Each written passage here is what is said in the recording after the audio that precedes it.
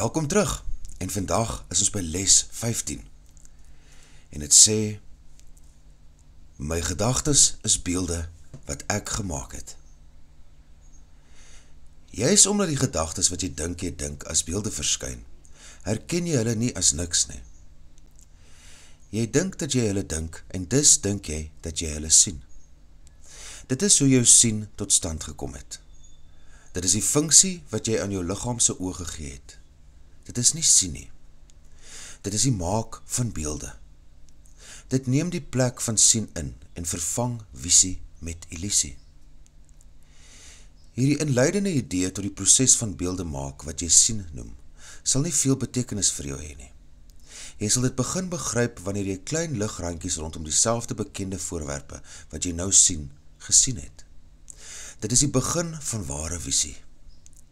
Jy kan seker wees dat ware visie spoedig sal volg wanneer dit gebeur het. Soos ons voortgaan, mag jy baie momente van lig ervaar. Hulle mag baie verskillende vorms aanneem, sommiges nogal heeltemal onverwags. Moenie vir hulle bang wees nie. Hulle is tekens dat jy uiteindelik jou oë begin oopmaak. Hulle sal nie aanhou nie, want hulle is bloot simbolies vir ware persepsie en hou nie verband met kennis nie.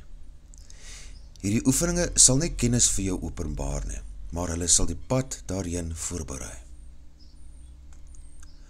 Herhaal in die beoefeninge van vandag se idee dit eers vir jouself en pas dit dan toe op alles wat jy om jou sien, deur dit by die naam te noem en jou oë daarop te laat rus, terwyl jy sê, hierdie vul in is 'n beeld wat ek gemaak het.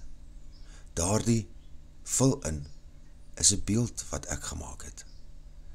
Dit is nie nodig om 'n groot aantal spesifieke voorwerpe vir die toepassing van vandag se idee in te sluit nie. Dit is egter nodig om aan te hou kyk na elke voorwerp terwyl jy die idee vir jouself herhaal.